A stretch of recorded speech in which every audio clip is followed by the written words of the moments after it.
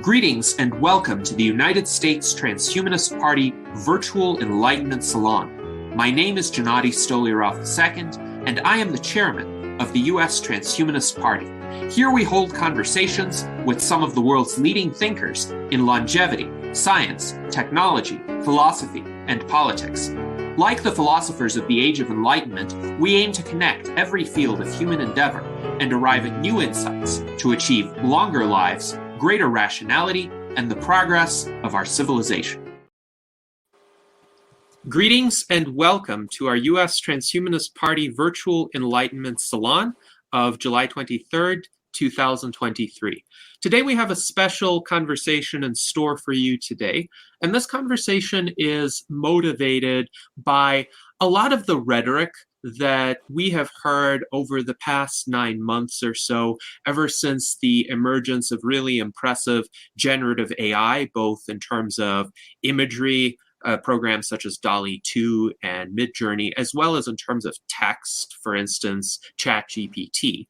And a lot of people have made claims that humans are soon going to be made obsolete by AI, that AI will replace us all, render us expendable. And of course, we in the Transhumanist Party completely disagree with those assertions. After all, the word human is an integral part of transhumanism.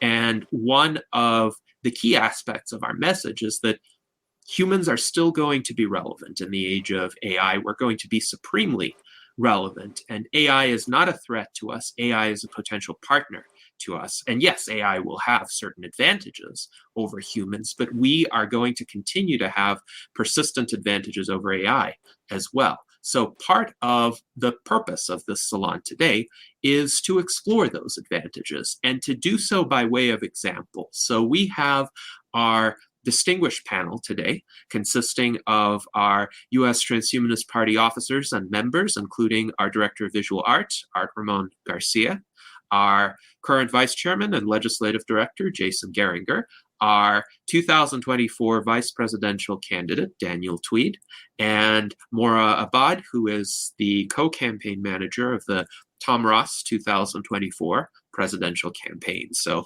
thank you and welcome to all of you.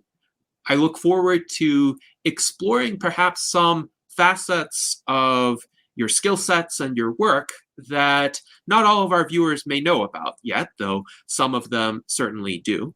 And I'd like to start with Art Ramon. Now, Art Ramon, many people know you as a painter as well as a graphic designer, but could you tell us a bit more about those pursuits and other pursuits and skill sets that you consider to be valuable in defining who you are as a human being?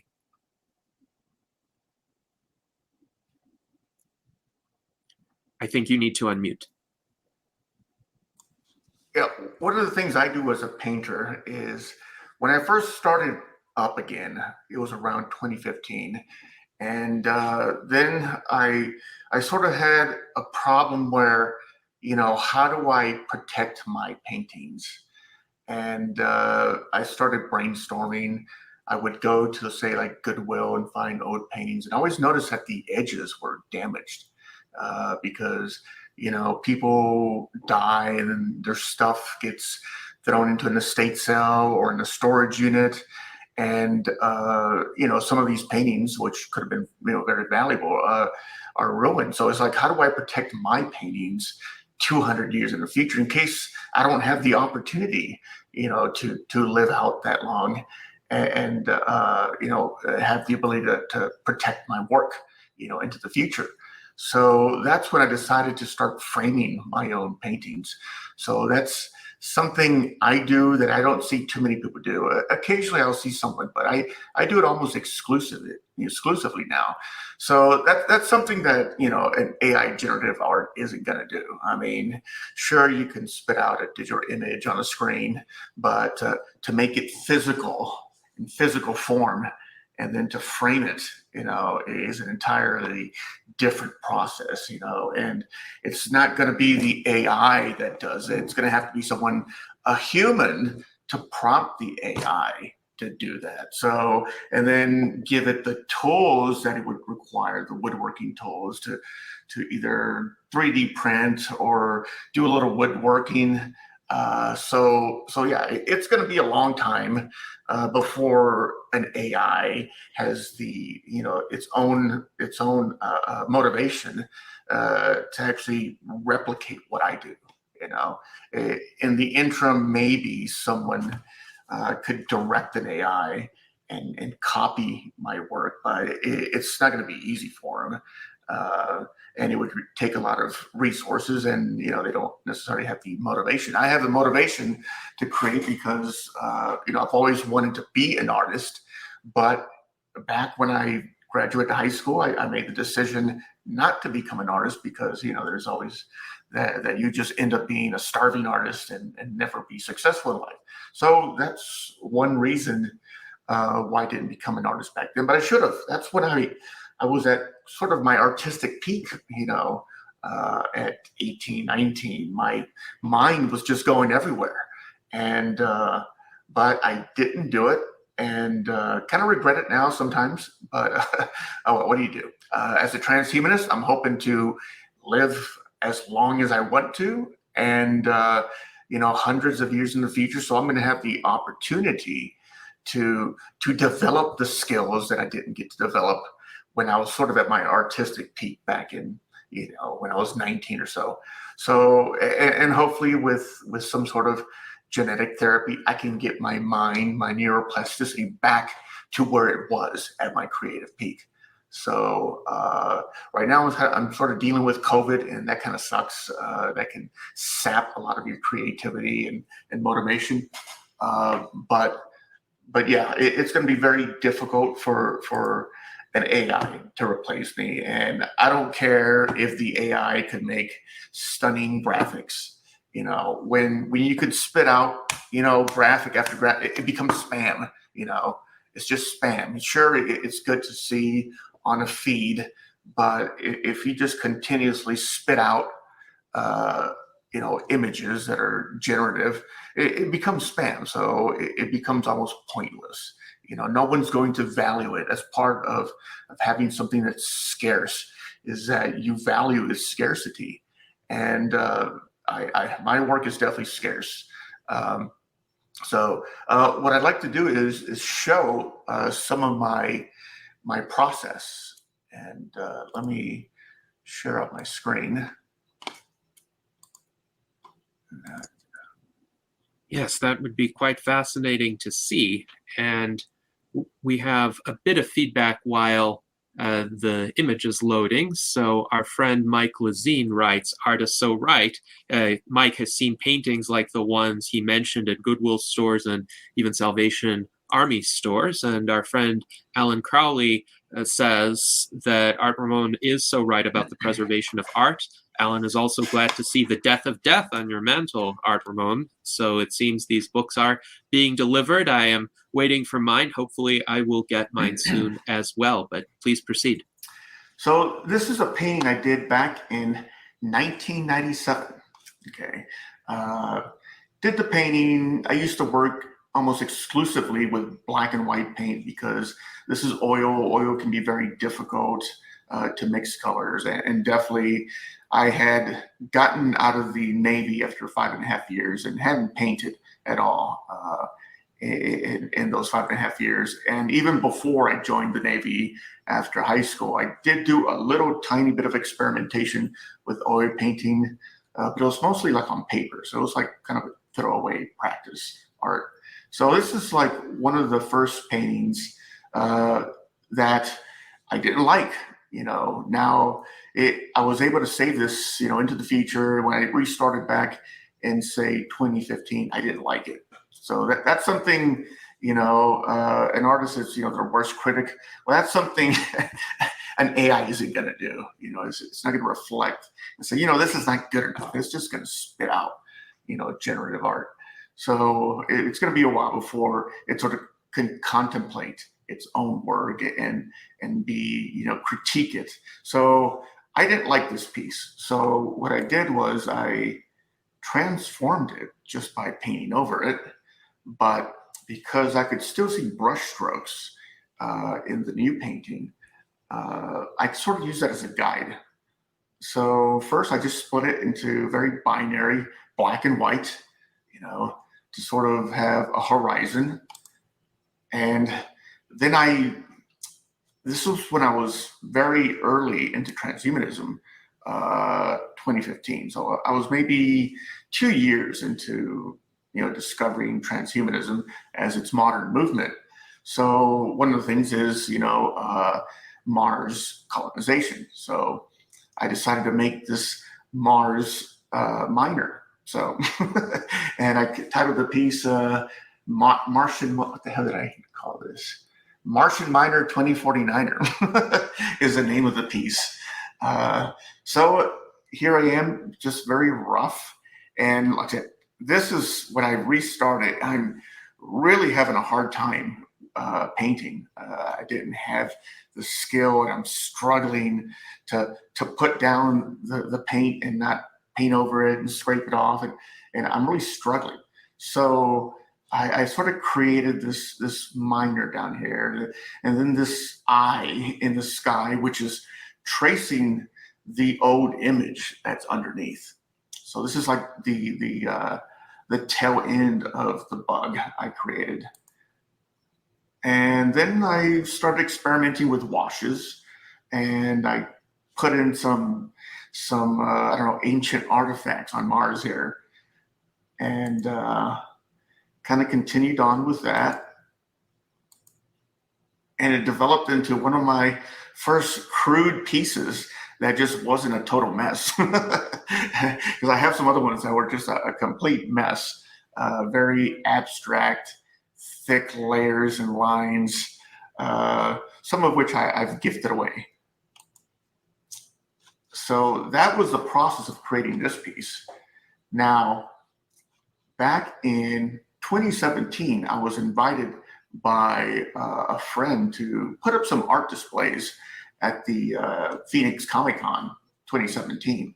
So she sort of had the idea of putting a board or a wall, and sort of thinking about the idea. I was like, you know what, I'll just build a monolith. The old 2001 Space Odyssey monolith. So I created the monolith, and somehow along the ways developed the thought of putting chalk paint on it so that people could sort of give feedback. So I actually created these structures here out of 2x4 and underlayment plywood. And then let's see if I don't have the actual construction photos, but the sides were painted red. And I put the 2x4s down into the cinder blocks to hold it in place. And this was on display, my Martian Miner 2049er. And there were some questions that my friend sort of put up to kind of prompt individuals to give feedback with chalk. And yeah, this was over a period of 3 or 4 days, and I took photos of people's feedback. So again, this isn't something AI is going to do anytime soon. I mean, it requires a lot of forethought. It requires creativity, and then you have to have actual physical access to materials and supplies. And I can do this. I'm flexible enough with the woodworking to create something like this. And we had this UFO that I didn't make this, but somebody else did. The UFO, and this is when we're, I think, breaking things down at the end. But we had I have some other pieces I haven't shown yet, and this is one of them. So I still have a lot of unframed art that I kind of keep hidden away in the storage room. And one day I'll get around to actually framing it. There's me. We had the MIB theme at the time. And again, there's another piece there. And I think That's probably all of it. So yeah, I was able to, help my friend by creating these monoliths. I still have a good portion of them in my garage. I did give her one of the pieces that she was using to try and create a kind of an artistic, educational museum. It didn't happen, but she tried to do that. Now, this is the process. Showing some of the process of creating the frame. So this is the frame that I eventually put around my Martian Miner 2049er. So this is rugged. I mean, this is 2x4. 2x4 construction. It's very well built. If ever my art ends up being in a storage room somewhere, this is probably going to do its best to protect my artwork. If I'm not around and I don't know, there's World War III, longevity, escape velocity doesn't happen, and then maybe my art gets saved, and in some future incarnation of humanity finds my art that survives among all art. It could be representative of art of this era. If other art doesn't survive, especially those who don't frame their art as ruggedly as I do.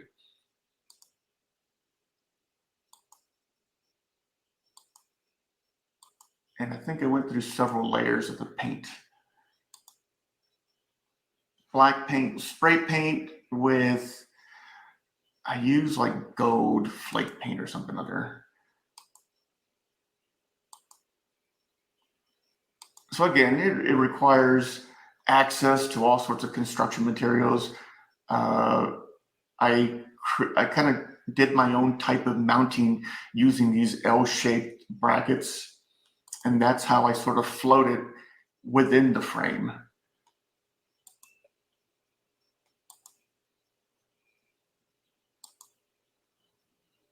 And there it is. I'm sort of setting it within the frame.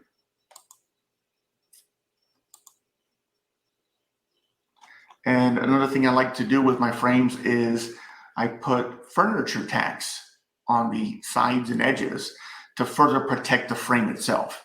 A lot of times when you go drop it off at an art show, it's possible that it could fall outside. Well, shit happens. So in case that does happen, this has a good chance of protecting my frame.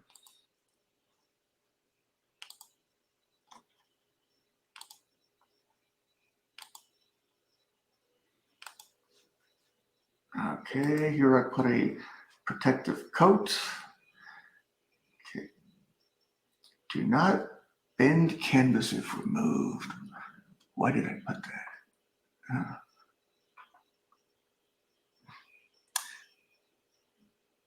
Okay, this canvas, in fact, even goes farther back. I actually created this for a high school project. So even before I painted the bug, this is already 3 pieces of artwork within one. So in the future, when they have better technology, they'll probably be able to extract the old images like they do now with advanced scanning. So 1989 was the original piece of art, which I titled Imagination.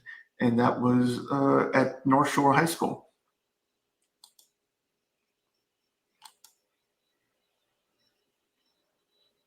Has my old address. I always mark the back of my canvases or the frames along the canvas with signatures, with email addresses, identifying marks, so that if ever in the future I'm not around to say, yes, that's one of my pieces, hopefully someone can figure out, some art historian, yeah, this is authentic because, Art Ramon used to put these markings on the back of his artwork. And then I use some black felt and I sort of black out the gap that is created the way I float mount these, the actual canvas frame to the actual rugged frame that I construct. So I black it out with this black felt. put the wire for hanging, and there it is. And this is a piece that I'm actually not selling. I'm not selling this piece. What I did was you can rent it. So, but no one's taken me up on it. I was like, all you have to do is take it into your house. You can pay me whatever you want. And then you have to give it up within, 6 months at the max, but you have to move it. So I was trying to get people to move it across the world, but no one ever took me up on the offer. So, but it requires someone here local to where I'm at in Tucson, because, I'm not going to drive across the country to drop it off somewhere. So I'm trying to sort of crowdsource its movement, similar to a project there was out of Canada where they had a robot that would ask for help. And people would transport this robot and drop it off to somebody else, and somebody else would transport it further. And I think that robot got pretty far until someone, broke it for no reason. And this is some of the original sourced lumber, which was lumber that I had in my backyard from constructing kind of a scene set for my kids. So it was kind of moldy, dirty, been out in the rain. So I took that and transformed that junk lumber into this frame. So here are the early photos.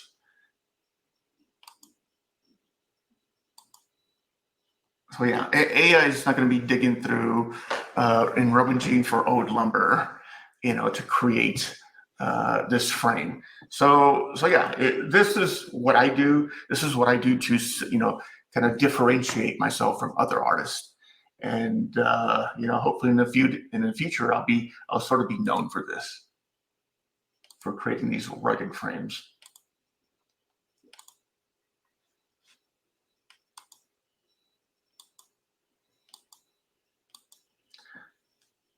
But yeah, I think that's all for now. Let me stop screen. Yes, thank you very much, Art Ramon. This was fascinating, and indeed, the three-dimensional physical instantiations of art, both in terms of various types of art, say sculpture or textured paintings, as well as how the art is framed, how the art is displayed. Those are not capabilities of any present AI program. Until you put an AI into an Android body, it would not be able to do what you described.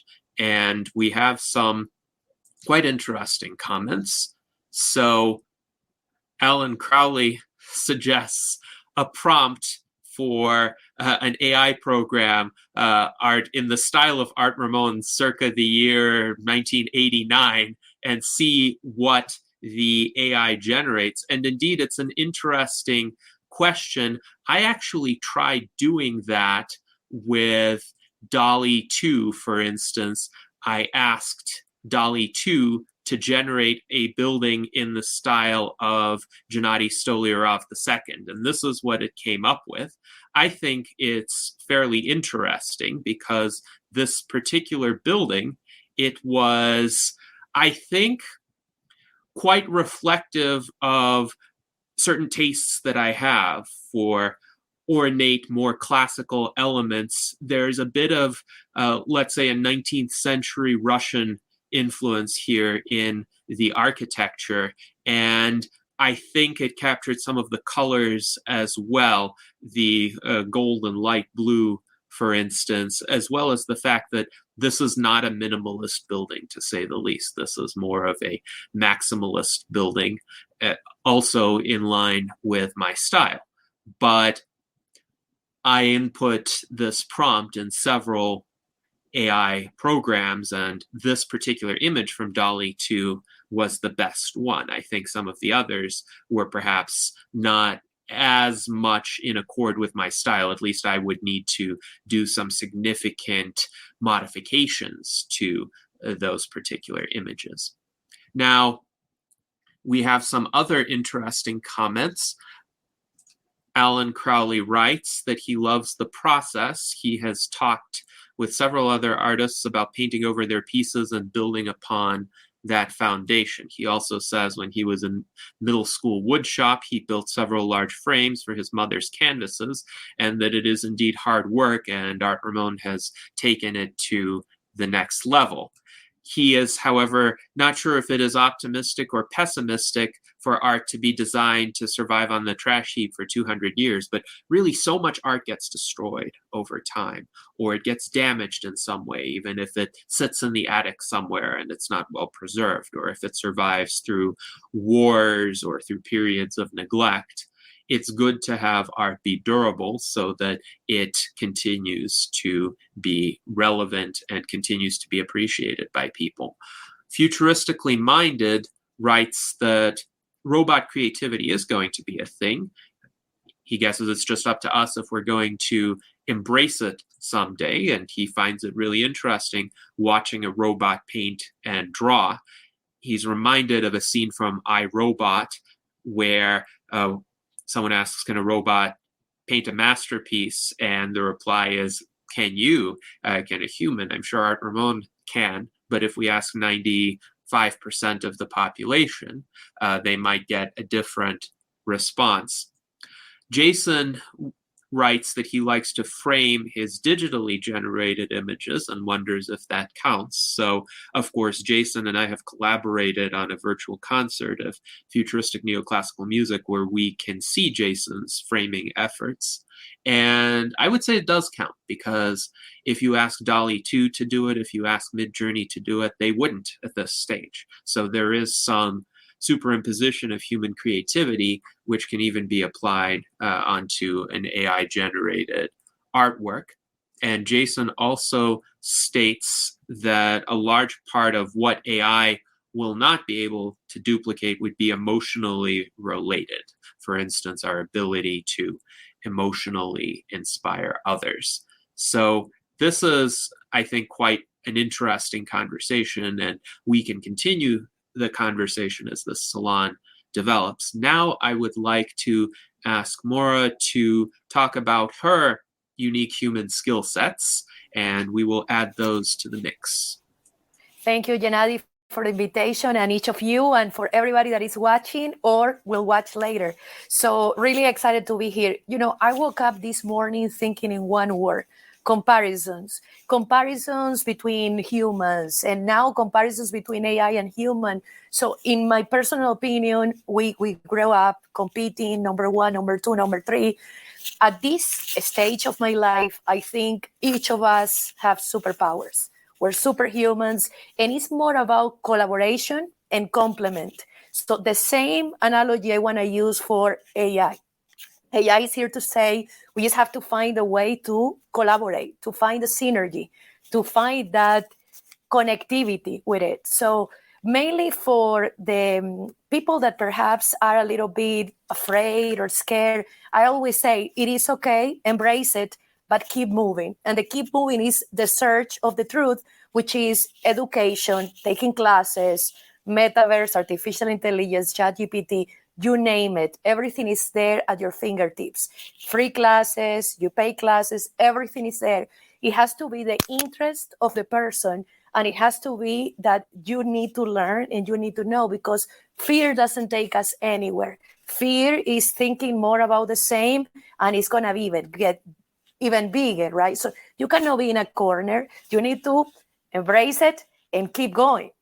Now, the keep going is understand what you have as your own strengths, your skills, what makes you unique, and then understand what you still need to work on. What are the gaps? And that's fine, right? Life is about always learning, always improving. The more you learn, the more you don't know anything, right? Because you need to keep going. So with that in mind, I want to address that perspective that is about the context. I always come back to Henry Ford. Even if you think you can't, you're right. So the fear of AI, I will say, please embrace it, keep moving, and learn about it. Because Technology is here to stay. Technology is here to keep going. Technology is here to ease our lives. Technology is here to make us humans being able to create more new things, to ask more questions, to keep going, to keep alone. So that's that piece there. The second portion is about my personal skills. I did the SWOT of myself, the strength, weakness, opportunities, and threats. If you haven't done it, I recommend you to be honest, authentic to yourself and true to yourself, and think what you still need to improve and what you're still good at. So I love people. I love connecting with humans. I love understanding what is the situation, and the topic that is very, very in the marketplace right now, business, is empathy. The future of leadership is empathy. So empathy is a skill set that you can take classes, you can practice, because it's about practice, putting yourselves in someone else's shoes with what he or she are telling you, and taking that situation and understanding and looking for a solution with the other person. So empathy is a skill set that I find myself that is on me, and I am developing, also taking more classes about it. Creativity. I think creativity is also one piece that we as humans have, and we need to continue developing. It's not enough to say I'm creative, but what are you doing to continue increasing that creativity? That's also the key. With ChatGPT, as R says, about the human prompting the question. And that's a perfect example, right? Technology needs the human. We need to ask the right question, prompting the right question, so the technology can give us what we're looking for. So it is on us. I feel that we have an extra responsibility for ourselves and for everybody and for the technology, because we can have all the technology, but if we don't prompt the right question, where are we going to head? So that puts an extra effort in our beings. Regarding leadership, I think it's important to take a look. Leadership is about action. You can think, you can say, but leadership is about taking action. So each of us need to understand what are our actionable points. What do we want to achieve? What type of leader are you? You have 7, 8 types of leadership. Are you a collaborative leader?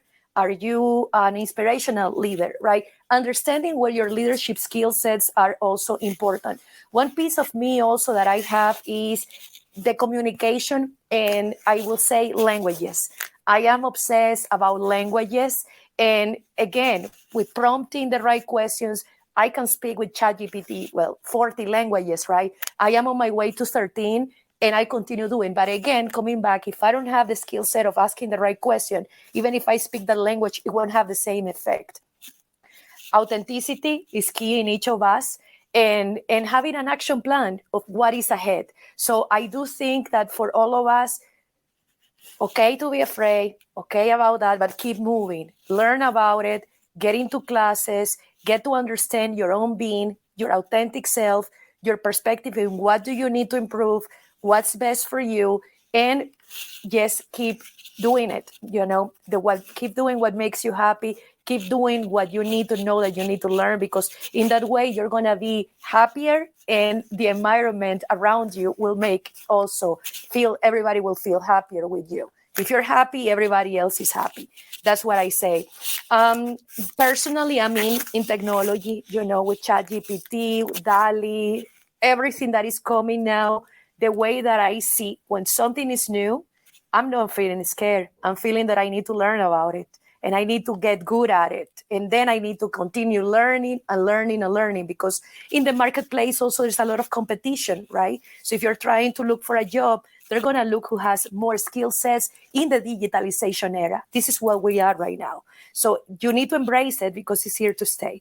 Companies that are not using it, companies that are not embracing it, are disappearing, and are going to, many of them, disappear as well. So go for it, and don't be afraid. Thank you, Gennady. Yes, thank you very much, Maura, for that discussion, and certainly your skill sets are quite impressive. I wanted to ask you, with regard to learning languages, let's say you're trying to learn language number 7 or language number 8. Is it easier to do that than learning language number 2 or language number 3? And how much time does it take?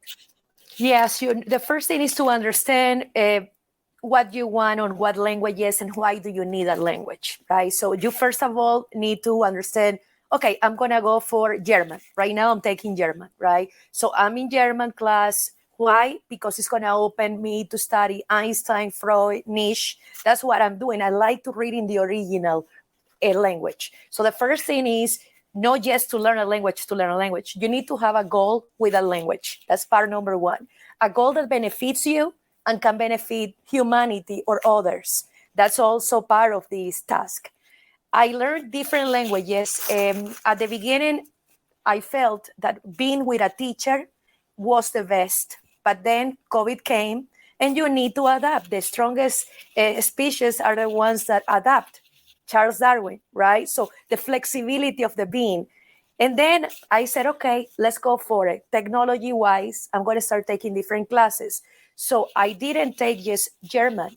I took French, Italian, German, Japanese, all together, all at once. So it could be many ways. How can you do that? It's beautiful because you are in one class. I'm reading right now La Divina Commedia in Italian. I like reading just pure, the language straight to the core, to my veins, right? So now I'm in Italian. I'm in French with my teacher. I continue getting perfectionist with language, and I am now in German. So I'm studying 3 languages at the same time. With English was an obsession. I was studying English, Portuguese at the same time. So you manage your day, you manage your time. It's all about priorities. There is time for everything. Yes, there is time for everything. When you love it, when you organize yourself, there is time. So that's what I will say on that one, Jenna. It's about your core, it's about what you want to achieve, and then you make it a priority for yourself. I could also chime in on that. Sure. Yeah, I started learning Russian about a year ago. And a year ago, I said I had a lot of COVID brain fog. But a year ago, I tried taking cold showers and it snapped me out of that COVID brain fog. And for 4 good months, I felt cured. And in that time, I decided to learn Russian in order to sort of rehabilitate my brain, because it'd been years of dealing with COVID brain fog. So for 4 months, I was learning Russian, and then kind of did a bit of learning German and Japanese. But then I got reinfected in October, and I lost all that focus and clarity, and quite don't have the motivation to study every single day. So, but I study at least once or twice a week, Russian. And definitely, I understand it a lot more than I did when I first started. I mean, I listen to Russian podcasts like every day. I wake up to a Russian podcast, Radio Svobodna, and I get to understand the accent, and definitely a lot more than it was a year ago. And I understand more words. Probably around vocabulary hovers anywhere from 300 to 500 words. Some I can remember, recall. Some I have to sort of hear it. Others I have to see it written within the context of a sentence. But definitely, it's challenging. I grew up speaking English and Spanish, but it wasn't challenging because when you're growing up, you easily learn language. But definitely learning language skills as an adult is very hard and really works out the brain. So I commend you, Mara, for studying all those languages. It really works the brain. Before I started learning Russian, I started learning sign language back in 2012. So for 8 years, all the way up to COVID, I studied sign language and got pretty good at sign language. And again, that develops the brain and especially sign language because it's a visual language. It develops different parts of the brain. So that's what I had to chime in. Jason? Yeah, I got a question. I've heard that there's a whole family of languages in the West that come from Latin, and I'm wondering, have you noticed that there are these patterns and similarities between all of these Western languages, like in the way they conjugate a verb, almost you know what I mean? In Yes, Spanish, yes. is there a pattern there? And then Yeah, I can answer that. Yeah, you hear a lot, oh, Latin, Italian, Portuguese, because if you speak Spanish, then Italian, Portuguese, and French is easier, right? Yes and no. Yes, in the sense that many words can be very similar, and no, because of the grammatic structure is completely different. The grammatic in French is very more difficult than one in Spanish. So it's a 50-50 thing on that one, Jason. Yes, you can learn many words are relatable, but many no. Same with German. A few words are relatable to English, but many, nothing. Like pen, Kugelschreiber, pen, nothing to do with that, right? So it's very interesting. In my case, my brain merges everything. So the word goodbye in Chinese, chai tian, in my brain seems like Portuguese, chauzinho. So my friends don't know. I don't look like that. It doesn't seem like that. But in my brain, everything merges. So it will depend on the person studying the language, how the brain activation points will be that you connect with them. But Latin, yes, I have been studying Latin too. I mainly study Latin to understand paintings, because in some paintings you have a lot of words in Latin. So I like to decipher them. That's how I study Latin. Quite interesting. And indeed, there are advantages and disadvantages to learning related languages. There could also be false cognates. So, for example, the word gift in German means poison. So beware of Germans bearing gifts. If somebody in German offers you gift, you should not accept that. And that's just one example, but there are numerous others. Now, we have some great comments from Tom Ross, our 2024 US presidential candidate, who writes, AI is an opportunity, not a threat. The onus is on us to create a new economy based on what we want to do, not what we have to do. And he also writes to Mora, empathy is our superpower, egotism is our super weakness. And he notes this is such a powerful salon, it is putting the human back in transhuman. And indeed, that is the goal today, to help bring out those human advantages that Tom also often discusses, because that is the way we achieve a viable partnership with AI. We don't just relinquish parts of our lives to AI. We also continue to maintain an active presence and involvement, and AI will help us to do what we do best, what AI cannot do on its own. Also, our friend Futuristically Minded points out that AI is very literal, so it is important to set the proper context for any interactions with AI. Just as you were saying, Maura, it's important to know what prompts to give them.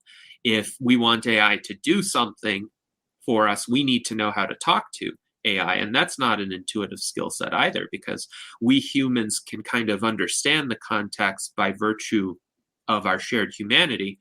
But as Stephen Wolfram, for instance, points out, AIs really have alien minds, and in order to really get at how they work, we have to also reach out and learn their language. So this is where language learning comes into the picture as well. So now let us go to Daniel Tweed. And Daniel, you obviously have skills with costumes, and a wizard costume, I think, is something that befits you. But if you'd like to elaborate upon that in greater detail, as well as upon your other creative endeavors, please feel free to proceed. Thank you, honored chairman. Can you hear me okay? I guess we've established that.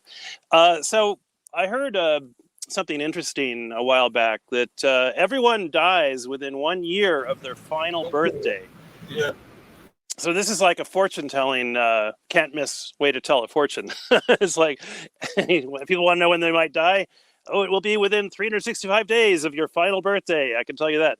So the key to indefinite longevity is simple. Keep having birthdays. We are the preeminent party of birthdays because of this. And I recently joined a website app called Cameo, which I found out about from another presidential contender, Vermin Supreme, who is on there. And he said, oh, donate to me by hiring me on Cameo to make a video for you. And I have actually been hired so far twice on this app. And the second time was a birthday greeting video request, which I don't know where it came from. I didn't know the person, but it was for Carter. And I made up a little folk song on my guitar, my open tuned guitar, which is an open D tuning. Because I have fat fingers, it's hard for me to work the chords. So you could just like... You do like the 3 bar chords, and you've got C, F, G there, which you could literally play like thousands of easy, folky sounding songs with those chords. So yeah, I think we had a previous presidential transhumanist candidate, Zoltan, who drove a coffin bus across the country as a way to start the Overton window moving toward indefinite longevity. So the birthday wizard is going to do remote art without driving coast to coast. We will drive the web coast to coast, and we will have indefinite birthday longevity type of activism. So that is the character Permadan, the birthday wizard, sort of made up spiel. But I might actually turn out to be that AI running mate that Tom Ross has been hinting at. So we'll look for an October surprise in 2024, perhaps. So stay tuned. And I usually start speeches, any questions? But at this speech... You're definitely authentic. I love how you got the courage to be yourself, just like Mara was saying. It's awesome. Go on. Sorry to interrupt. We are...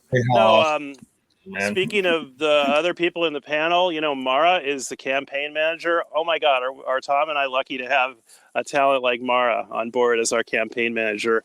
And I also want to say that Art has talents that he's not even talking about. Universal sign language, which I think if we're going to be a universal party, we need to have very accessible sign language and ways to communicate. I just put in the chat about a 300-word language called Toki Ponu, and it means the language of good. And if we have like a Seastead Refugee Center, which I'm actually working on a team to create a X-Prize gigacarbon removal seastead that would be along the equator, 30 kilometers wide, growing all kinds of carbon sequestering crops and feedstocks. But we're going to need a very easily learned language to take on the refugees of the world to live on a seastead like that. So I would recommend checking out this tokipona.org for a universal kind of emergency refugee, where people can communicate, basic needs. I'm hungry. Where's the bathroom? Can I get some food? Can I get some water? I'm hurt. All these emergency kinds of requests that people would have in a worldwide kind of refugee camp on the ocean environment. And so, yeah, there's lots of great opportunities that the transhumanist movement and the transhumanist talent are portals into. And I'm gonna land the plane there for now. Yes, thank you very much, Daniel. And the connection to languages is a good one to highlight here. So AI speaks a very complicated language that is not intuitive for humans to learn, but Tokipona, on the other hand, is a very intuitive, easy to learn language for communicating with humans, but humans whose language one doesn't have the time to learn. So that's quite an interesting contrast there. Another point, there is no universal sign language. So I think Tokipona is a good candidate to come up with a very universal sign language for this. And while we're on the subject of language, we need off-grid communication networks. And I'm also an extra class amateur radio licensed operator with call sign KK6 VDR. And it's about 3 million people in this hobby, and they can basically talk either through voice or data worldwide, and they are always there in times of emergencies and even in non-emergencies. It's a great hobby. They call it radio sports in other parts of the world. And it's something, we have another transhumanist, ham as they're called, David Schumacher is also a transhumanist. And I'm looking actually to possibly be considered for the position of community science director, formerly known as citizen science, but it's more being referred to as community science because the word citizen has some baggage, let's say, with that term. You don't need to be a citizen to do community science. But anyway, those were just some thoughts I wanted to get out there while I'm on the spotlight here. I wanted to tell Dan that I got the book of Toquipona, and now I'm going to be learning it. So I added that into my languages. And I also want to tell Gennady, that the languages like Python, Java, we can learn them, and there are classes that we can get immersed on them. So there is always a way. Yes, math is a language. Yes, math is a language. Music is a language.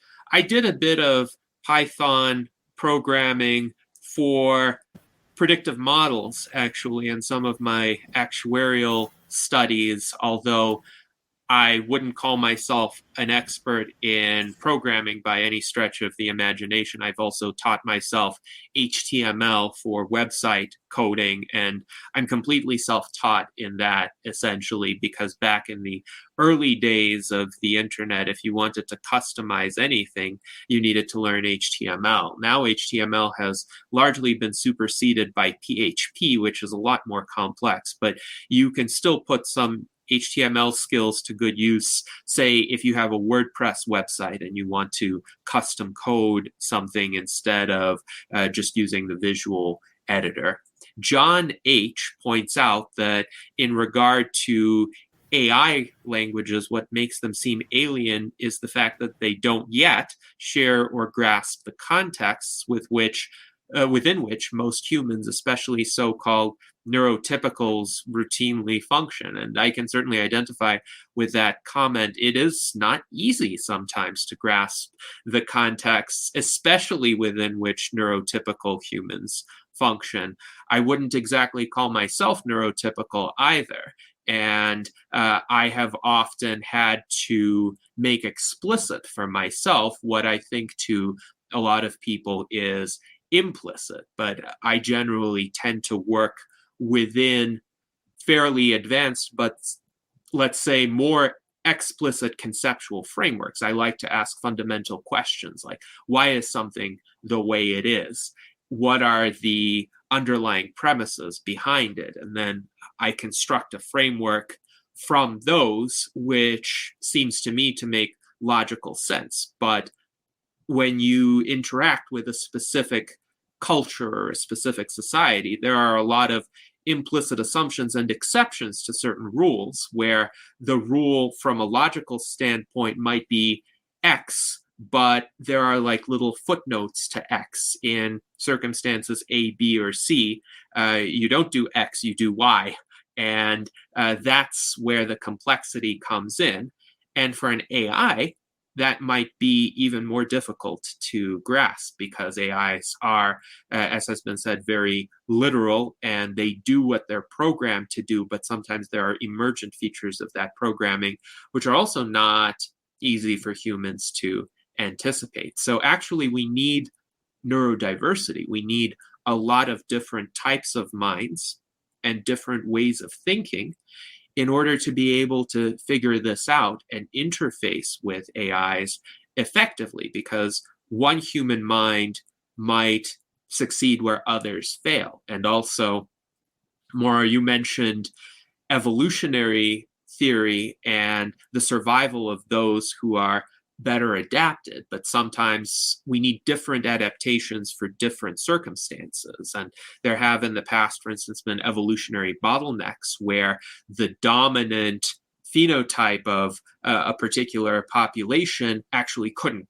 deal with certain environmental changes. And if everybody were of that dominant phenotype, the species would have gone extinct, or that population would have gone extinct. But some specimens were differently adapted and they survived. Yes, please go ahead. Yeah, no, and I want to say, coming back to asking questions, I always come back to the philosophers. They were always asking questions. In the now, we live in a world with so many priorities, so much going on, but we always need to come back in two things: ask many questions, ask the why and the why, because that will take us to a different level, a different insight. And then when we're seeking for the answer is important, but the question has power as well. But with the answer, there are many ways to see a situation.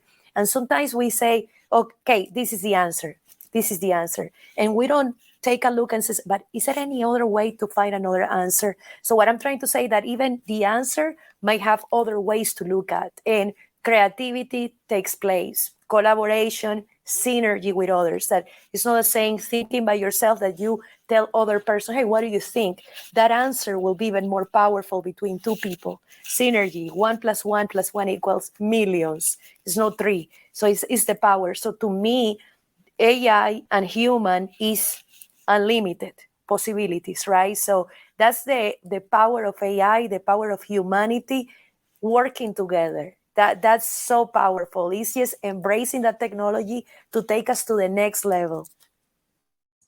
Yes, indeed. And the synergy between AI and humans also offers us a greater diversity of possible minds. And you could think of a mind in terms of narrow AI, like a system that's really capable at one particular task or a few particular tasks. But in the future, you could have artificial general intelligence and entities that are more generally sentient, but their minds could still work very differently from ours. And we still need to figure out good ways to communicate with them and good synergies that we would realize. But I think the Transhumanist Party is the best situated organization to really explore these questions before they become so pressing that the vast majority of society will not be able to ignore them. And I think a lot of people already think they can't ignore AI, but in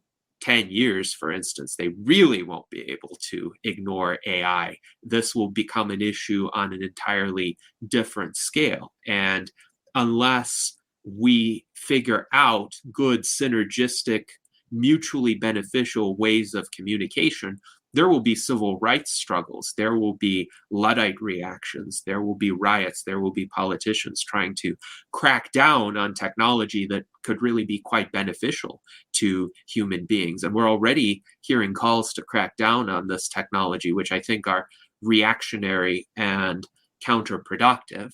Our friend, futuristically minded, agrees that we have to create synergy with AIs, and Bruce Davis also agrees with those comments. I think we really need to figure out essentially how to create a world that's beneficial to all, that recognizes the strengths that we all have. And I think this is one of the great purposes of our organization and one of the reasons why we have structured this salon the way that we did. So our friend Luis Arroyo has an interesting question, and I think this is a salient one for today's discussion. In terms of art forms, any takes on the strikes of the writers and actors who allege that they're being threatened with AI? And my take is they're being really short-sighted in terms of what they perceive their own capabilities and limitations to be. Art Ramon has explained to us his creative process, which doesn't just involve generating images. It involves creating three-dimensional works of art and framing them and creating installations. And I wonder why so many well-paid artists and writers aren't able to see the synergistic possibilities, aren't able to see AI as another collaborator, perhaps a tool, but not anything that should threaten to displace the core of their creative talents or their creative vision. But I would invite all of our panelists to opine on this writers and artists strike. What do you think about why it's happening and whether it's even a good direction to pursue? I think you know my opinion. I don't really see the point to such a strike, but I invite your thoughts. I'd like to opine. I think we need to have a union called an attention guild, because right now the attention of the human race is being subjugated by machine-like algorithms and brain screwed into all kinds of crazy little boxes. So if we had this, we would advocate for independent media everywhere, full on all the time, and the studios would not know what to do because the actors and writers are free to work on independent films. And I think this is a big green light to humanity to go peer-to-peer, go open source, go independent. And, apps like Cameo are a perfect example. Plug. No, I'm not really plugging. Sort of am. All right, someone else take the play. So, that's a good point, because, look at what happened to the music industry when the internet happened. I mean, it used to be to where it was like the record companies would have control over everything, and they would make cookie cutter bands. That's why we had all the hair bands, all the W, Winger and Warrant and blah, blah, blah, blah. They're like, okay, this is a business thing that works. You know what I mean? And when the internet happened, the artists, they don't need the record companies no more. They can just market straight to the, and have their own fans. How do YouTube, there's YouTubers now, so things are changing, and I think they're changing for the better. I mean, for one, all the artists now have all these awesome tools. The art is going to get better. It's just, when you got cooler stuff, you make cooler stuff, and you can make more cooler stuff. And they're starting to they're starting to roll out a lot more what's called DRM, digital rights management. So the whole internet is in danger of being, copyright patrolled. So if people put out stuff that they hold the copyright to, that's going to short circuit this attempt to lock down all this intellectual property. So manage your own rights, manage your own attention guild, and support your local everything. In my opinion, everybody has the freedom of expression. My concern comes to the clarity on the message and the news, what they're presenting. And people, what are they taking away from this is AI is here to displace us. So my concern is about the clarity of the messaging that the channels are distributing to all of us. And I come back to knowledge is power, knowledge is key.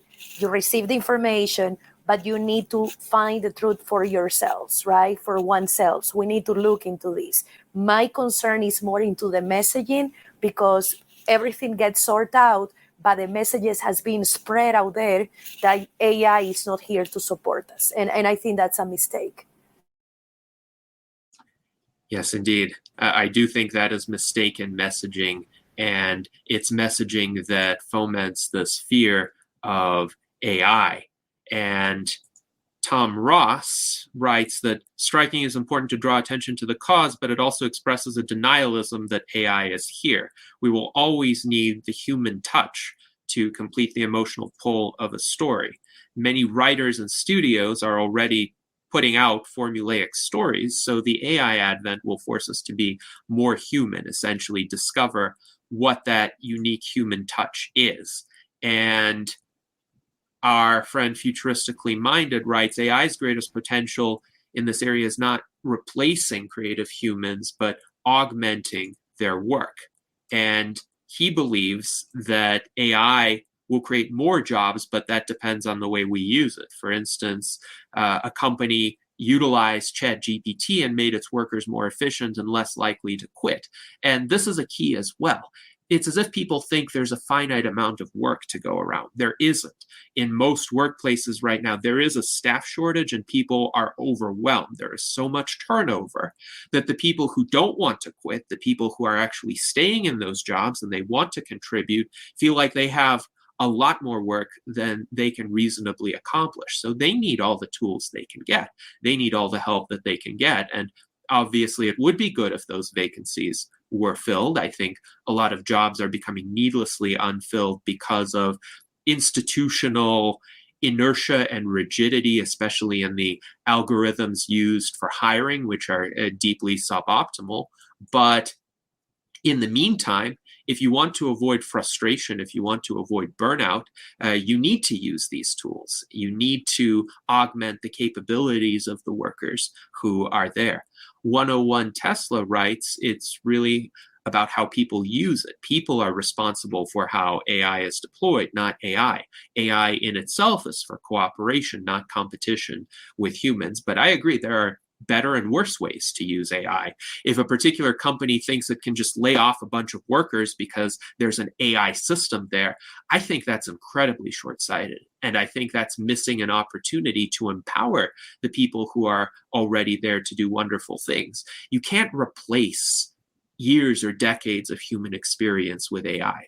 And I think there is this kind of very regrettable myopic cost-cutting mentality in a lot of corporations where they think, oh, just because they've gained a little bit of productivity edge, they can lay off experienced people. It doesn't work that way. And they are losing a huge repository of talent and experience when they do that. Maura, please go ahead. I also want to dive a little bit into the context. We need to come from a context of abundance, not from a scarcity. There is a space for everything and for everybody. There is market for everybody. So a place with humans and artificial intelligence is possible. It's not one or the other. It has to be responsible. The internet can be used to look bad things and great things. People have done theses, have done great things. And the same people have done bad things with the internet. It's exactly the same. So we need to get educated, start immediately. What each of us is doing to upskill ourselves, that's a question. And then look around your colleagues, your friends, your family. What also are they doing to upskill? Yes, absolutely. Absolutely. I think there's this fallacy that learning stops when you graduate from college, and that's far from the truth. I think we all need to learn continuously, and we need to learn new tools, and we need to learn also where our unique advantages lie vis-a-vis those tools. Go ahead, Jason. Well, I was just going to say that's a very good point about the abundance thing, because we calculate, and on scarcity, and we fail to realize that along with this AI, it's going to create an abundance. And it's like the recent trend, in automation, to where the companies are becoming more and more productive. I think the main fear from people is that this gap is getting wider, to where the production is going way up, but the wages aren't going up with it, really. And there's becoming this difference in, the wealth gap. So, but, again, people, we see that and we're like, oh, that's bad. But, we fail to realize that our lives are probably way better right now than they would have been 100 years ago. You know what I'm saying? Everybody's boat has risen, and everybody's boat will rise more, so when people are doom and gloom. Well, they never lived in 1800. It's not so bad today, and it's gonna get better. And I'll leave it there. Yes, indeed. And we have to acknowledge the broader benefit of the deployment of a particular technology. Every technology has economic impacts. It will displace certain jobs, but it will create other jobs. And there's a reason why we don't have the vast majority of people working on farms anymore or working in factories anymore. And in every one of those transitions, there were people who expressed fears about their own jobs being displaced. But what sorts of jobs were those? And from our current vantage point, we really be wanting to work in those conditions? And likewise, some people might say, well, no, the jobs we're worried about losing are the white collar jobs, are the more comfortable, better paying jobs. But if we zoom out and look back from a historical perspective, are there aspects to those jobs that perhaps we wouldn't want to keep indefinitely, like all of the corporate regimentation that comes with those jobs, or the limited control over one's creative work? When we talk about the writers or the screen actors or similar professions that are currently considering a strike, well, are they always treated in the fairest possible way at their jobs? Or do they have to relinquish a lot of creative autonomy for the wishes of studio executives who sometimes honestly have really irrational or cynical elements to their decision making? Our friend JW24377 writes that big studios are always going to follow a formula. Yes, that is John. And AI is where this will have the most impact. Smaller studios will stick with real talent. So perhaps there's an opening here for more independent work. People who feel like they're being displaced by AI still have access to many of the same AI tools. Many of those tools are free, but they can use them in more interesting ways. And our friend Luis Arroyo thinks that AI is being used as a tool by the owner class rather than the working class. And he thinks that the working class would need to compete with AI and ask for raises instead of AI making their lives better and easier. But I don't see that as being the case, because the working class, so to speak, has access to those tools as well. It is not like in the 19th century where it took a lot of capital to build a factory. Yes, it takes a lot of capital to invent an AI tool, but once it's invented, it proliferates very rapidly. In the 19th century, an ordinary worker couldn't just become a factory owner very readily. A few could rise through years or decades of their own efforts. But right now, an ordinary worker or an ordinary writer or artist, if there is such a person, could very readily access those AI tools for free. So the barrier to entry has been greatly lowered. And as our friend Bruce Davis points out, AI will be a great assistant. So that's very important as well. It will amplify our individual productivity. Daniel, please go ahead. Yeah, I just want to put in a good word for liberty versus authority. And I think we're not looking at a problem of the ownership class versus the non-ownership class. I think what you've got is mainly the monopoly property class versus the Commonwealth property class.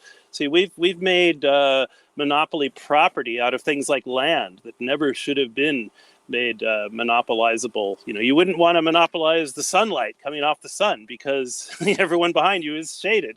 So you need to have a system of location value, which Henry George worked out in his landmark book, Progress and Poverty, that I would invite everyone to read. Even Thomas Paine in his book, his pamphlet, Agrarian Justice.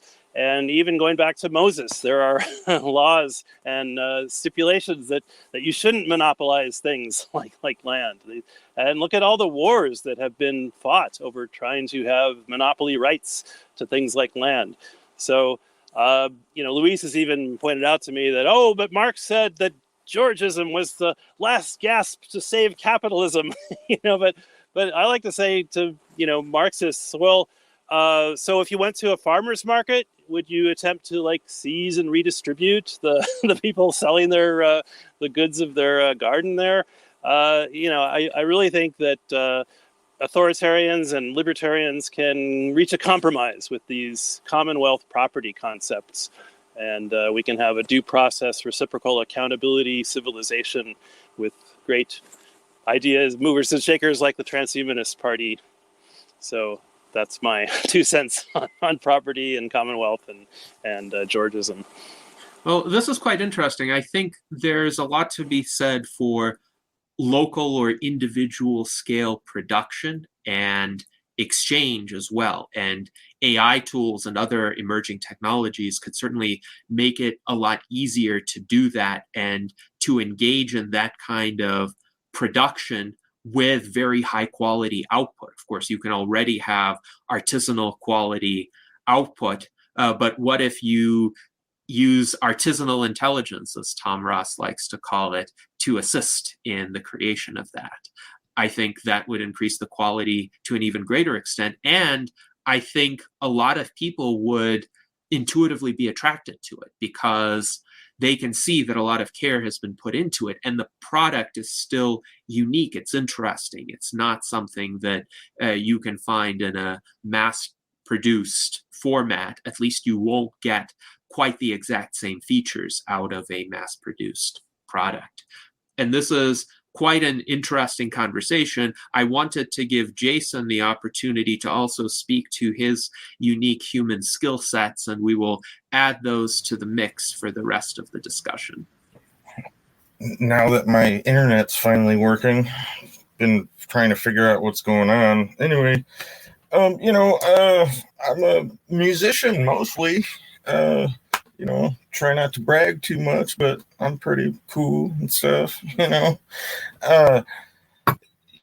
made a bunch of music. These AI tools nowadays has just upped the amount of stuff I can make. I mean, the last music that I made, I didn't even have to touch a guitar. You could just do it all on the laptop today. It's awesome. I mean, this is an awesome time to be alive. I'm loving it, and I think the unique things that a human will always be able to do that, even if we can get a robot to fake it, there's still going to be a place for humans. I mean, it's like a rock star, I don't see a robot Jim Morrison or a robot Elvis coming anytime soon. This ability to inspire others the way Mara inspires me, is something that I think is going to be unique for quite a while yet. But honestly, when it comes to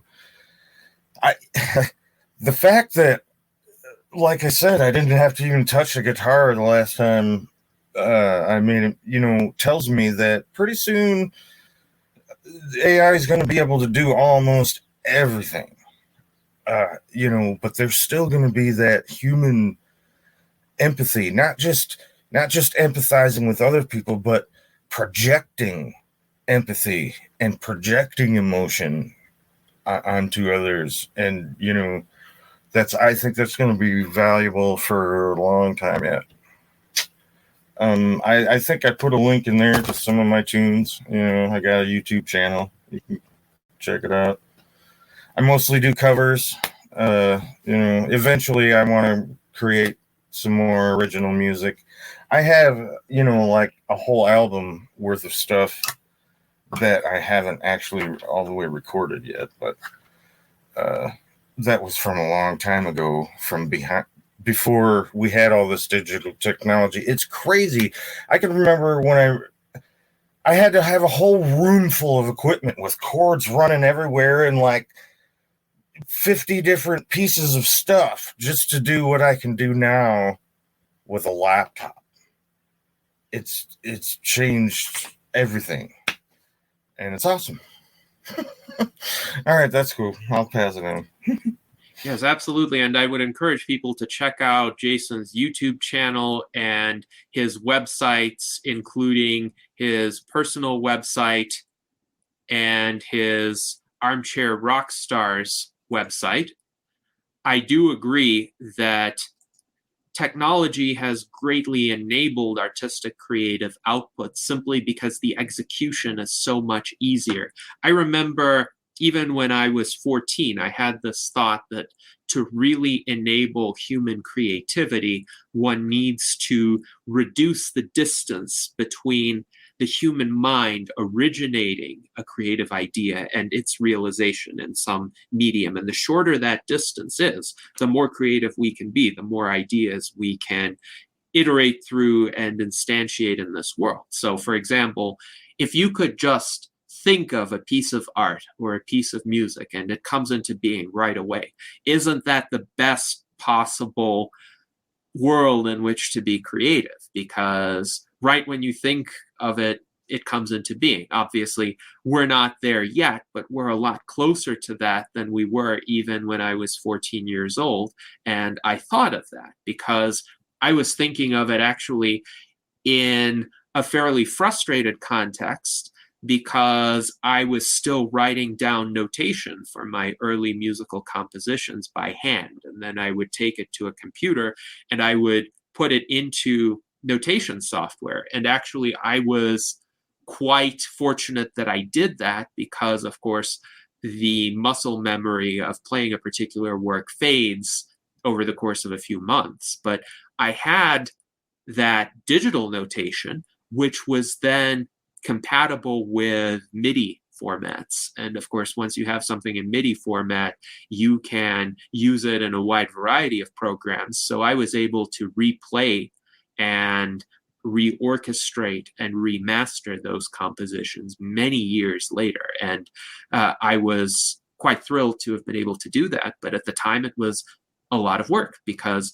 first I wrote them down by hand, sitting at a piano, and then I would take them to a different room where there was a computer and I would input those notes manually into the computer program.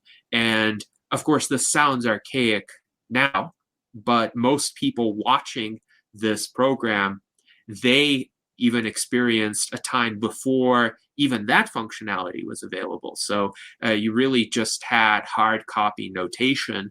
And if you wanted to hear something played back, typically, there wasn't even an easy opportunity to record it prior to, say, 1980 or so.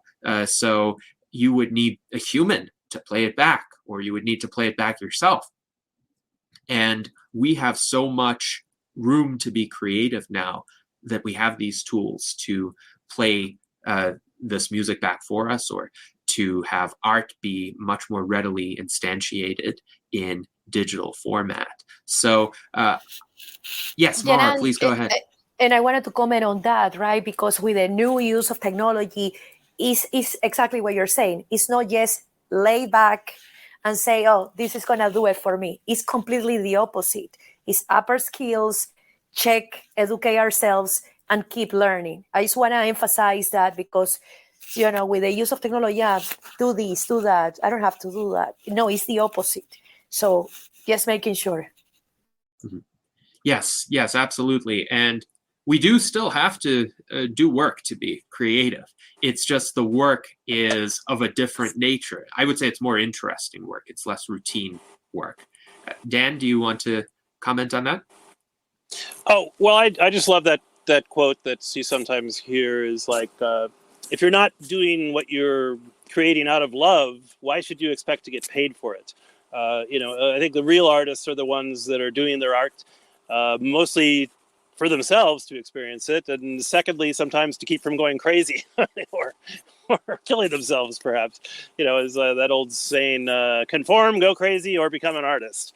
Was back when I was making little pinback badge slogans. That was one of the ones you'd see at science fiction conventions. And a shout out to San Diego Comic-Con, by the way, one of the great annual creative expressions. And I really think we need to upgrade human to humane rights. we're not the only species on this planet. We're not the only life form, and we don't know if we've already broken, the closed cycle ecology. So, yes, give rights to nature, experience nature, fall in love with nature again. That's where a lot of creativity and wonderfulness is bound up. So, my little rant there. And sometimes we detach ourselves. Sometimes we detach our beings from nature. It's so far away. Oh, no, that's over there. We are one. We're connected with every single being. We are one. Whatever happens in other countries happening to us. So, that's a portion of the complete. We're complete all together, but we are one. We're in this together. So I do find a lot of detachments when I talk to a few people. At the same time, I have a lot of hope because there's a lot of people that are in the connectivity with the world that understands that whatever happens over there is happening to us. So the humanity that we have right now, we need to continue enhancing humanity. We need to continue feeding our souls, feeding our brains, feeding our hearts. It's about togetherness,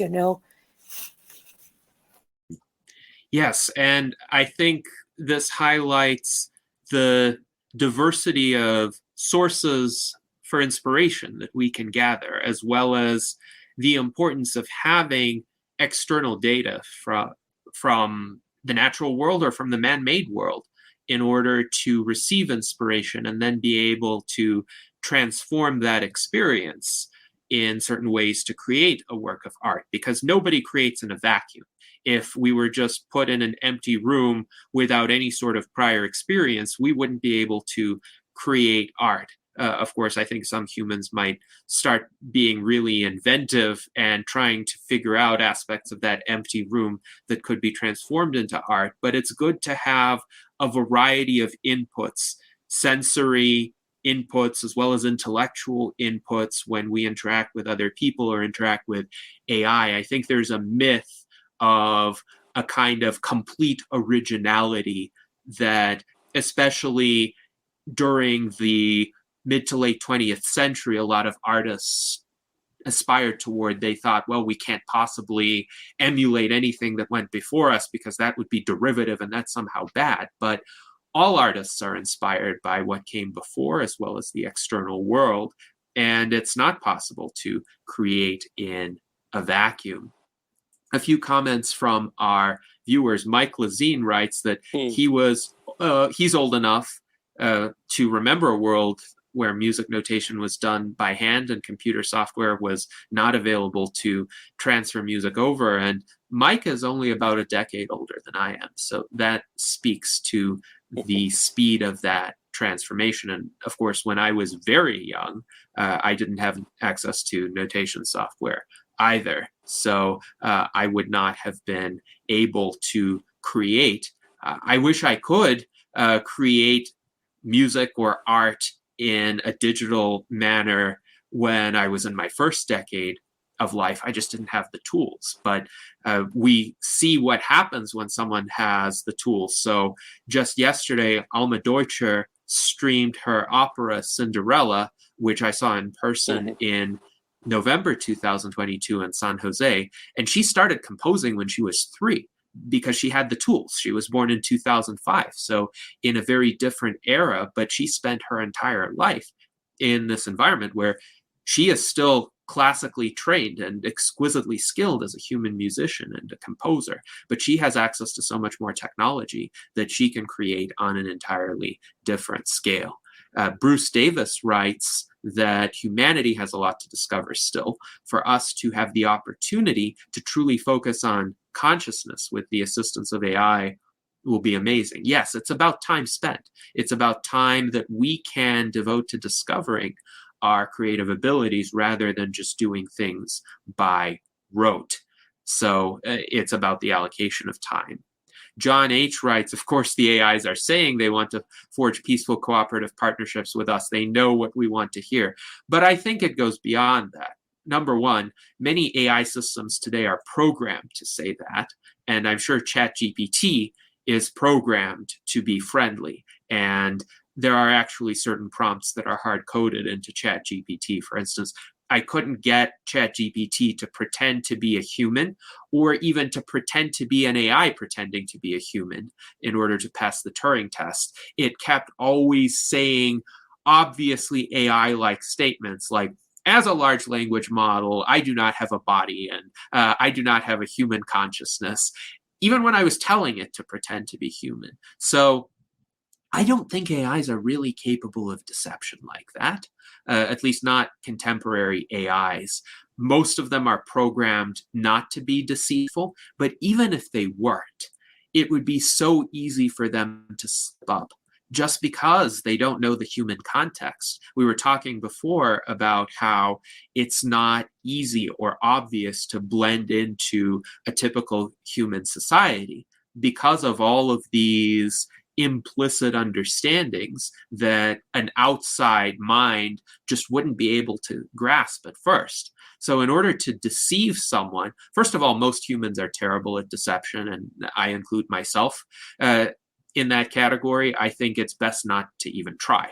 But deception is a very complex type of activity. You have to keep in mind all of the untruths you've ever said and spin a narrative that's consistent with that. Who can do that? I couldn't do that. An AI system would fail at doing that because its mind works in a very different way from ours. So I don't see as much of a threat of deceptive AI, but I would invite comments with regard to any opinions on this subject. Well, the easiest person to deceive is yourself. Sometimes, as Richard Feynman pointed out, that you must not be fooled, and the easiest person to fool is yourself. So that's why I keep going back to the notion that David Brin talks about, reciprocal accountability. This is how science progresses. This is how due process, civilization, fact-using professions all progress with this level of independent peer review. And even the Apollo guidance computers was actually it was a cluster of computers that had to agree, the majority had to agree on the next decision step. So that was a way, there's an example of reciprocal accountability. And I think that's what the American experiment was about in its nascent form. And it's one that deserves to be have great minds on the case. And you know, the transhumanist movement is so broad a description. You know, we've got faith-based transhumanists. We've got atheist transhumanists that think it's time to throw evolution out the window and just let you know, pure consciousness work its will over matter. You know, so we get a lot of heat from the people that are just seeing, you know, the extremists in the movement. But it is, you know, anyone that uses technology to improve their quality of life is a transhumanist, as Tom Ross loves to keep pointing out. You know, the first guy that put an animal skin on or struck a fire into life or, you know, used a shadow stick to figure out what time to plant. You know, I think that planting stick got left in the ground and became the first scientific instrument, the shadow stick, when someone observed, oh, look at that, that thing was there and now it's over there. And it, you know, that's how, that was probably 100,000 years ago. You know, it was probably a pre-linguistic discovery by the first hominids. But yeah, it's a great, a great movement to be part of. I'm really appreciative of everyone that's in it and the chance to put my 2 cents in, my 2 Bitcoins in.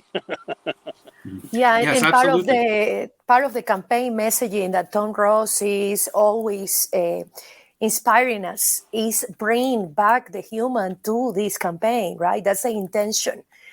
Bring the human back to transhumanism, understanding where we are, understanding where we're coming from, and people first, you know, understanding our core, understanding our values, and keep fighting for them. And I do want to make a call of action to learn more about the USTP, United States Transhumanist Party, to everybody to join, to continue the conversation, to ask a lot of questions, to continue learning. That's what we're here for. And this is what these forums are, salons. So everybody has an opinion, has a voice. So it's time to act. No more fear. Let's just keep learning together. Yes, absolutely. And thank you for that reminder, Maura, to join the U.S. Transhumanist Party. You can join for free at transhumanist-party.org/membership. I think Dan's point here is quite apt, that the transhumanist movement really encompasses such a diverse range of minds and such a flowering of ideas. When Chairman Mao said, let 1,000 flowers bloom, I don't think he quite facilitated that outcome, but we can facilitate that outcome.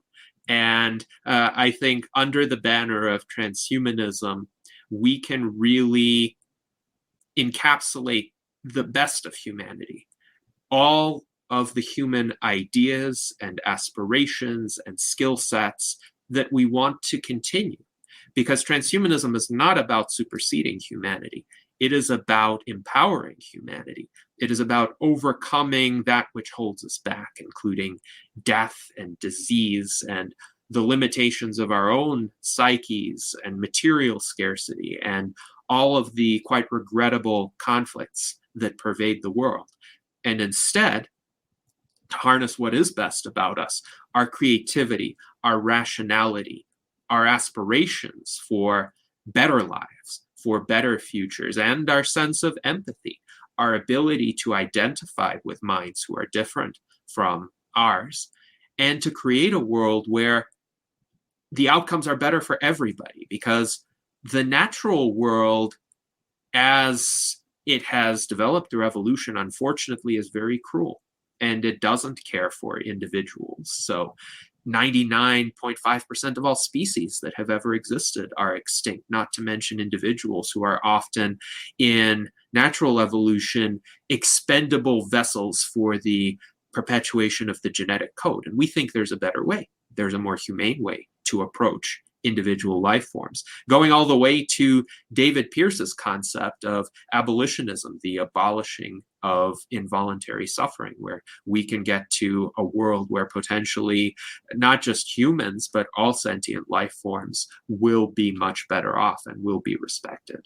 So this is, I think, the movement that can realize that kind of future. We have some fascinating comments in the chat as well.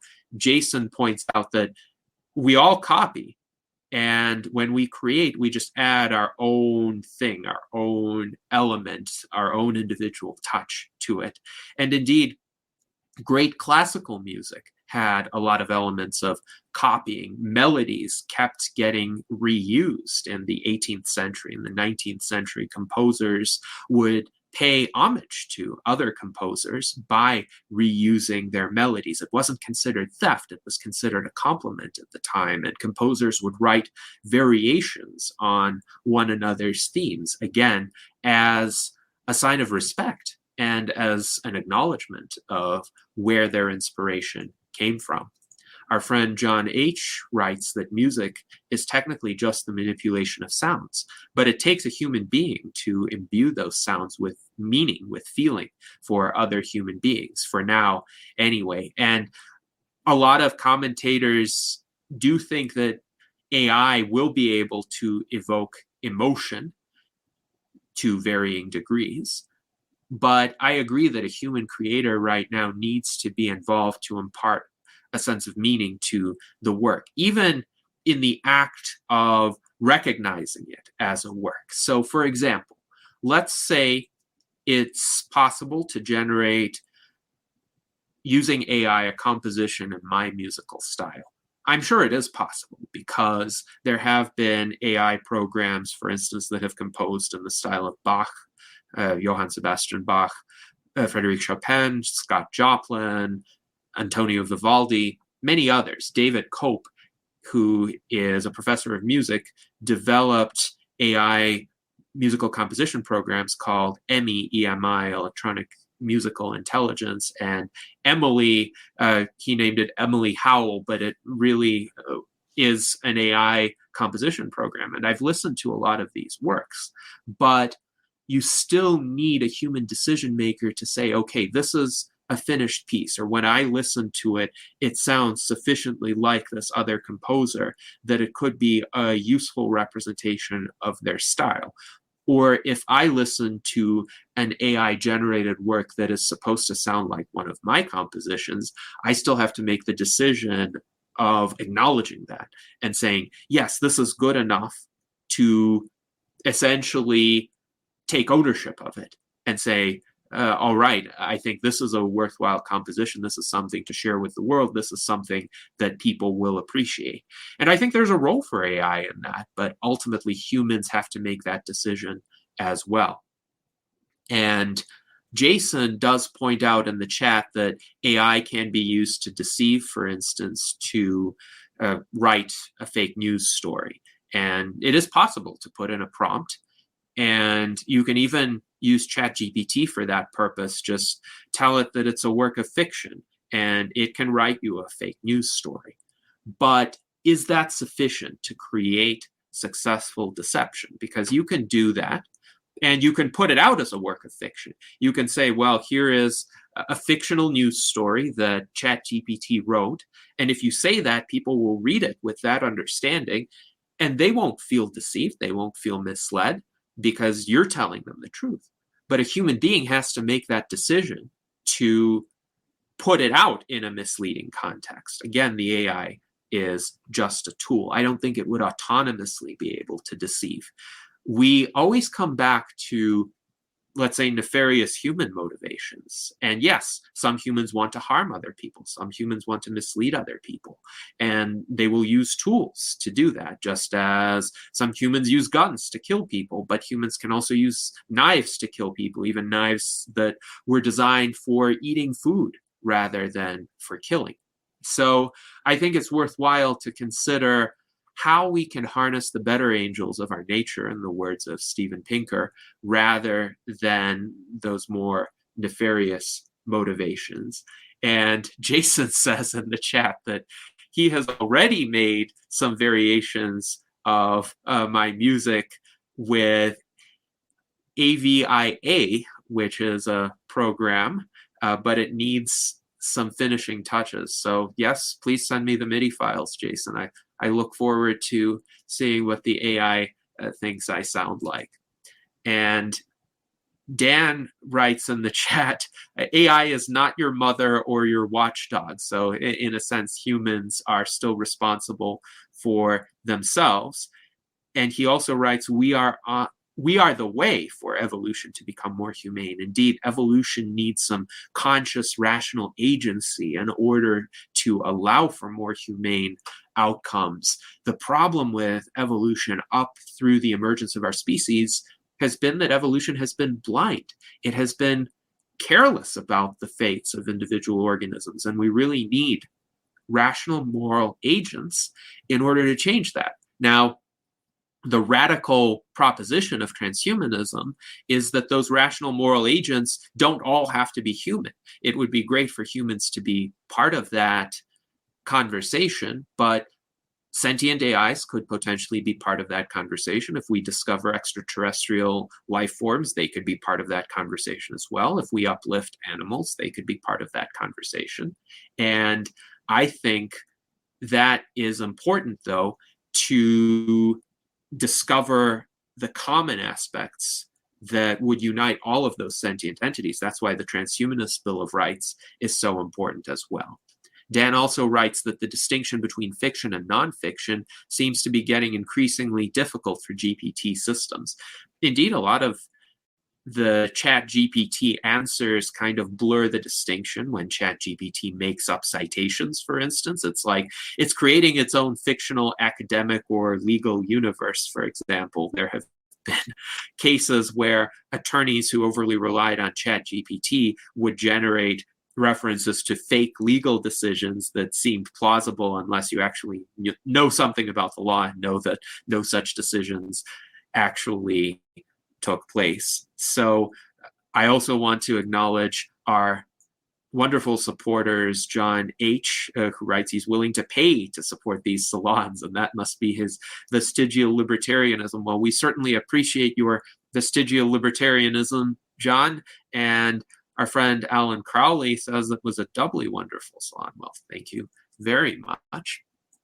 101 Tesla writes that the work and music of Alexander Lieberman is quite interesting, from birdsong to quantum physics, as they say. So another creative mind to explore. And Alan Crowley writes that, yes, we need to work on the natural intelligence problem as much as artificial intelligence. Just because artificial intelligence is around doesn't mean that we don't have a way to go to improve our own minds, and we need to continuously improve. Mike Lezine writes that AI could only be nefarious if it is programmed to be nefarious. That's correct. So I think this is one reason why the Terminator scenario is so implausible. Now, there are, I think, people who are rightly concerned about a lack of alignment between human motivations and AI motivations. And what they're saying is AIs could indeed have these alien minds that could be at cross purposes with us, not because they intend to be nefarious, but just because they interpret their goals in a way that's different from how we interpret our goals. And that's why AI alignment is an important field of study. And we need to consider how to develop AI systems in the most responsible way so that we can get the greatest benefit out of them, and that those systems can flourish without inhibiting our flourishing. Jason also writes that it's a good point that AI isn't going to have a built-in motivation. You could have, with sufficiently advanced AGI systems, an emergent motivation, just as we are evolved systems that have an emergent motivation. But that's decades away, I would say. Right now, the current narrow AI systems don't have motivation. They do what they're programmed to do. It's just that sometimes we cannot exactly anticipate what the outcomes of that programming would be.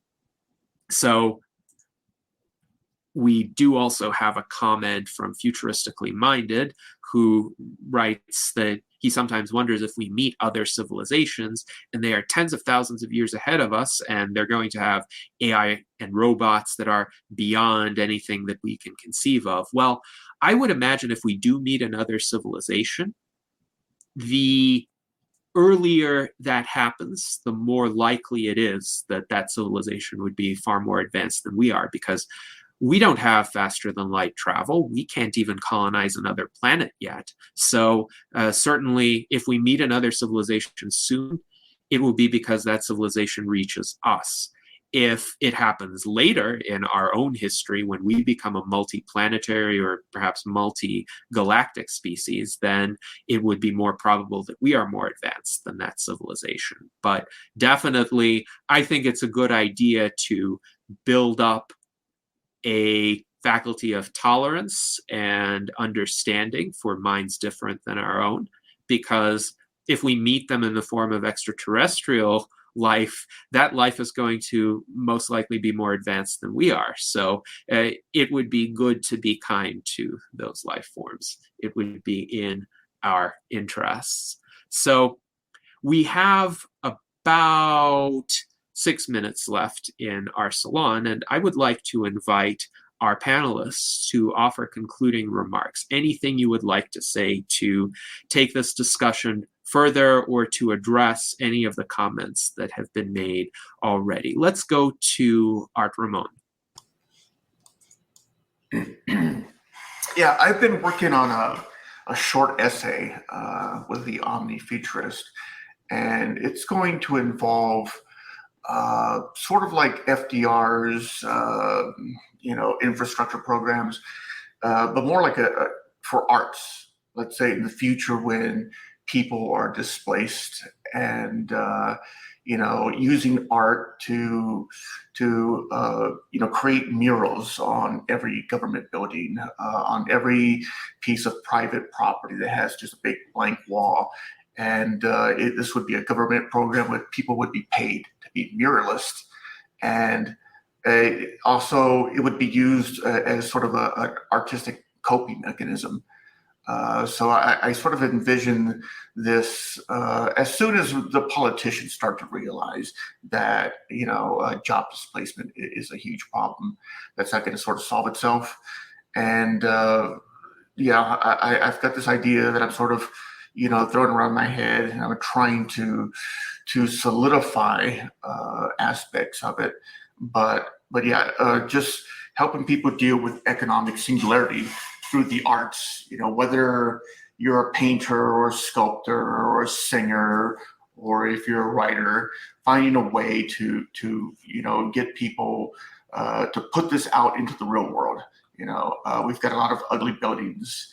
If there is an infrastructure project to make it more artistically pleasing, rather than just being an ugly bridge, make it look like sculptured hands, or on the sides, you could put huge relief sculptures on the sides of it. And here in Tucson, we have a lot of public art everywhere, and just doing this more on a national, federal level, where the people are paid to be artists. So the problem to have is not to have enough artists, So eventually, some program this could be done federal level, local level, and even on the private level. Corporations could, especially the corporations that kind of replace all their human workers.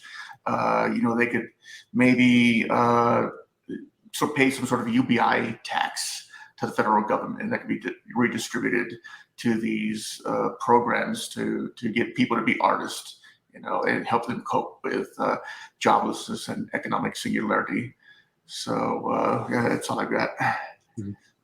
That's quite an interesting idea, and certainly a lot of public places are in need of beautification. If you walk around a typical city center, you'll find a lot of spaces that need improvement, and certainly there is plenty of work for artists if we care about revitalizing those spaces. And if murals or other public art installations are done sufficiently well, they're less likely to attract, say, graffiti, because even the people who do the graffiti, whatever one thinks of them, will have a certain degree of respect for art that is well done in their view. So I definitely think this is a great strategy for countering urban blight. So Maura, please provide some concluding comments. Yeah, no, I have learned so much from all of you and also from the comments. Thank you so much. A few words: flexibility, context, education, never stop learning, the synergy, collaboration, compassion, embracing our humanity, embracing what we're good at. It's okay to be excellent at stuff. You don't have to feel ashamed. I'm too good at it. No, just embrace it, show it to the world, and know that whatever you're not good at can be learned, can be improved. It's continuous improvement, continuous learning. Know that we are the drivers. We are not the passengers in life. So don't settle for anything less than what you know that you can achieve. That is your full humanity. We deserve to be happy here. And the collaboration, that's an important piece to me, that knowing that AI is here to stay and to collaborate. As far as we want to collaborate, it's on us to continue learning, to continue exploring metaverse, AI, the languages. Everything is at our fingertips. This is the best time to be alive. I agree with that. And it's so many ways to learn right now. It's not to say, no, I don't want to do that now. Well, the time is now, if not when. So yes, maybe prompting a little bit of criticality and timing and prioritization with each of us in our lives to give a space for AI, because it's here to stay. So learn more about USTP, United States Transhumanist Party. Take a look at the campaign that we're having with Tom Ross and Daniel Tweed. You are invited to provide more ideas so we can continue with the humanity and the transhumanism piece. So thank you very much for the invitation. Yes, thank you very much, Maura, for your comments. And now let's hear from Dan and Jason, about 30 seconds each. Dan? Birthday, can you hear me? Birthday wizardry is seriously the new transhumanist art and science frontier, I think, because we do what we do by being alive and staying alive, and the more birthdays you have, the longer you stay alive. So let's actualize not just the birthdays, but the space in between leading up to them. And I think that was 30 seconds. Go, Jason.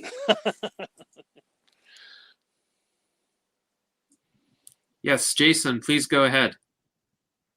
I think maybe his connection is a bit unstable, but that's all right. Let us all have indefinitely many more birthdays. That is a key transhumanist aspiration.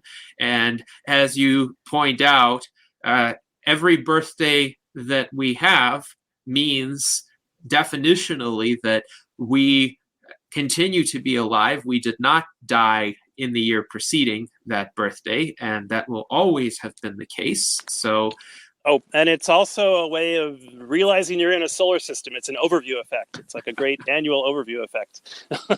Indeed. So let us continue having more birthdays. And to do that, we all need to live long and prosper.